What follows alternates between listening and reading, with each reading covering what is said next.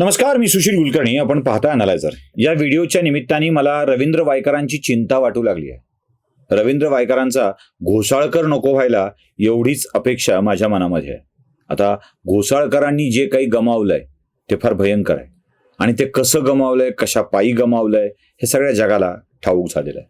तेव्हा घोसाळकरांच्या मुलाच्या त्या मृत्यूविषयी, त्या खुणाविषयी, त्या गोळीबाराच्या विषयी चर्चा करताना अनेक जण अनेक मुद्दे आणतायत. कोणी म्हणतंय माझ्या परिवाराची, घोसाळकर म्हणतात माझ्या परिवाराची बदनामी होते आहे, ज्यांना करायची आहे ते वारंवार या विषयाला घेऊन पुढे जात आहेत.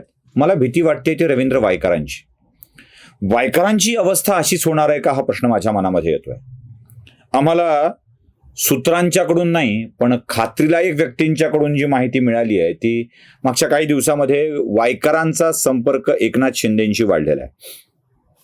ते शिंदेंच्याकडे जाण्यासाठी उत्सुक आहेत. वायकरांना शिंदे घेणार का हा मोठा प्रश्न आहे, पण वायकरांच्या मनामध्ये मात्र शिंदेंच्याकडे जाण्याची इच्छा वाढलेली आहे. ही का वाढली आहे याचा विचार केला पाहिजे. काय आहे, रवींद्र वायकरांना आणि मातोश्रीच्या सगळ्या संबंधांचा विचार जर आपण केला तर वायकर मातोश्रीचे अत्यंत निकटवर्ती आहे. भाऊंनी सांगितल्याप्रमाणे वायकर हे शिवसैनिक कमी आणि मातोश्री सैनिक जास्त आहेत. कारण मातोश्री उद्योग समूहामध्ये वायकरांचा सहभाग मोलाचा आहे. मातोश्रीवरून जे जे उद्योग चालतात किंवा मातोश्रीसाठी जे उद्योग चालतात त्यापैकी एक वायकर आहेत, त्यापैकीच एक परब पण आहेत. म्हणजे ठाकरे परिवाराच्या अत्यंत निकटवर्ती असलेले परब पण आहेत, जिथे ठाकरे परिवाराला काय हवं नको या सगळ्यांची व्यवस्था बघणारे, अगदी किराणा मालापासून ते मोबाईल पर्यंत सगळ्या व्यवस्था बघणारे परब आहेत. तसे मातोश्रीच्या वेगवेगळ्या प्रॉपर्टीज सांभाळणारे, उद्योग सांभाळणारे वायकर एक आहेत. मी या आधारावर बोलतोय की किरीट सोमय्यांनी केलेल्या आरोपानुसार वायकरांचा आणि मातोश्रीवरच्या लोकांच्या प्रॉपर्टीचा एकत्रित उतारा आपल्याला सापडेल. म्हणजे वायकर अनेक व्यवहारामध्ये मातोश्रीच्या सोबत आहेत, म्हणून भाऊ त्यांना मातोश्री उद्योग समूहातले एक पार्टनर, प्रमुख व्यक्ती असं मानतात. इथे भीती वाढते. काय आहे, वायकरांच्या सूत्रांकडून मिळालेली, आमच्या सूत्रांकडून वायकरांच्या बाबत जी माहिती मिळाली ती अशी आहे की वायकर सुरुवातीला रश्मी ठाकरे यांना बोलले आणि काहीही करा आणि मला या चौकशीच्या ससेमिऱ्यातून वाचवा अशी विनंती वजा सूचना त्यांनी मातोश्रीवरती रश्मी वहिनींना केली. आता रश्मी वहिनींच्या प्रॉपर्टीमध्ये वायकरांच्या पत्नीचा सहभाग असल्यामुळं हा अधिकार वायकरांच्याकडे आला आहे असं त्यांना वाटलं असेल, पण रश्मी ठाकरेंनी त्यांच्या विनंतीला जराही मान दिला नाही असं समजतंय. काय होती वायकरांची विनंती? वायकरांची विनंती होती की आत्तापर्यंत ठाकरे परिवार आणि पाटणकर परिवार या दोन्हींच्यावरती होत असलेल्या आरोपांच्या मध्ये प्रकरणं फक्त आरोपाच्या पर्यंत गेलेली आहेत. म्हणजे काय झालंय तुम्हाला मी सांगतो नीट. सगळ्यांच्या विषयात तुम्हाला जो शंका असते की असं का होत आहे, पाटणकरांच्या प्रॉपर्टी जप्त करण्यापलीकडे काही घडलेलं नाही. म्हणजे पाटणकरांना अटक वगैरे असलं काही झालेलं नाही. आदित्य ठाकरेंच्या वरती त्या 2 मृत्यू प्रकरण, सुशांत मृत्यू प्रकरण, दिशा मृत्यू प्रकरण याच्यामध्ये आरोप झाले, वेगवेगळ्या चर्चा होऊ लागल्या, पण केस कोर्टात स्टँड झाली आहे आणि काय झालंय असं अजिबात घडलेलं नाही आहे. वायकरांच्या सोबतल्या प्रॉपर्टीच्या वादामध्ये रश्मी ठाकरेंच्या वरती फक्त आरोपच झाले, त्यांना काही वेगळं प्रकरण होण्याची शक्यता याच्यामध्ये दिसलेली नाही आहे. म्हणजे असे अनेक प्रकरणं आहेत ज्या प्रकरणामध्ये ठाकरे आणि पाटणकर परिवारावरती फक्त आरोप झाले पण कारवाई मात्र काही झाली नाही.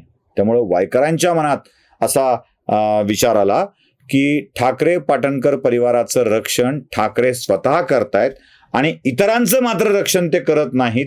त्यांना बळीचा बकरा केला जातो. त्यांना वाचायचं असेल तर शिंदेंच्याकडे जावं लागतं, अन्यथा त्यांना वाचता येत नाही. बरं, गंमत अशी आहे की जी म्हणून काही अपहाराचे विषय आहेत त्या सगळ्यांचा संबंध ठाकरे परिवाराशी येतो.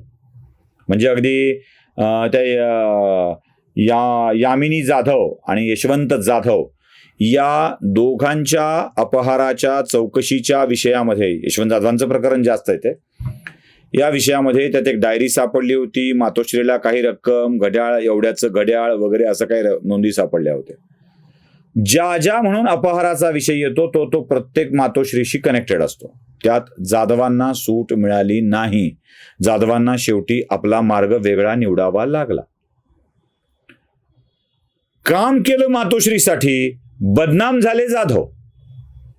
असाच प्रकार माजी महापौरांच्या विषयात आहे. त्या महिला माजी महापौर, अनेक घोटाळ्यामध्ये नाव आलं त्यांचं, चौकशी झाली त्यांची, मातोश्री नामानिराळी राहिली. जरा बघा.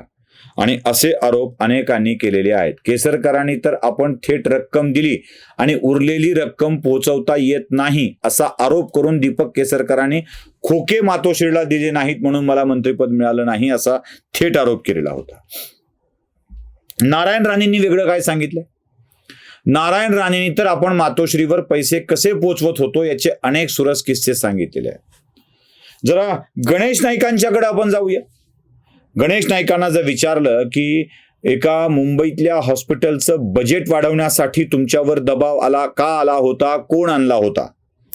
वाशीमधल्या म्हणजे नवी मुंबई वाशीच्या एपीएमसीच्या प्लॉट्सच्या वाटपामध्ये नंदकुमार जंत्रे एपीएमसीचे प्रमुख असताना त्या प्लॉटच्या वाटपासंबंधीचा कोण दबाव तुमच्यावर आणला होता आणि ते झाले पाहिजेत यासाठी कोण चर्चा केली होती? जरा गणेश नाईकांनी याबाबतचा खुलासा केलेला आहे आणि तोही आपल्या सगळ्यांच्या समोर ठाऊक आहे. तानाजी सावंतांनी अनेक खुलासे केलेले आहेत. म्हणजे मातोश्रीवर कुणाकोणाला कुठून प्रवेश मिळतो याचे किस्से सांगू का असं तानाजी सावंत म्हणाले होते. त्यासोबत पंढरपूरच्या महासभेसाठी कोणी किती रकमा दिल्या आणि सावंतांनी किती खर्च केला यासंबंधीच्या चर्चा सगळ्यांना ठाऊक आहे. विजय शिवतारे याबाबत स्पष्टपणे बोललेले होते मातोश्रीच्या विषयामध्ये. त्यांनी सगळं सांगितलेलं आहे. हे सगळे जे राहुल कनाल अजून एक व्यक्तिमत्व आहे ज्यांनी मातोश्रीसाठी काय काय केलंय या संबंधीच्या सगळ्या चर्चा सगळ्यांना ठाऊक आहे. घोसाळकर यांनी काय केलंय सगळ्यांना ठाऊक आहे. म्हणजे ते प्रकरणावर मी येतोय. संजय राऊतांच्या बाबत तुम्ही बघा.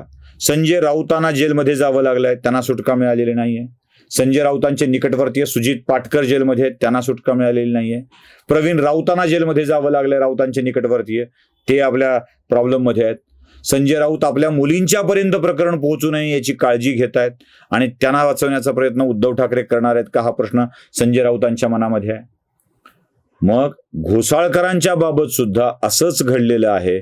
घोसाळकरांनी व्यवहार करताना तर केला, पण पुढे त्यांना जे काही भोगावं लागलं ते आपण बघितलेलं आहे. मातोश्री फायदा घेताना सगळ्यांना जवळ करते, पण वाचवायची वेळ आली की मात्र फक्त स्वतःचा विचार करते. माझे कुटुंब माझी जबाबदारी अशीच भूमिका घेते. त्यामुळं वायकरांच्या विषयामध्ये आम्हाला भीती वाटते आहे. वायकरांचा घोसाळकर होऊ नये म्हणजे मिळवली. वायकरांनी तेवढी काळजी घ्यावी एवढीच विनंती. नमस्कार.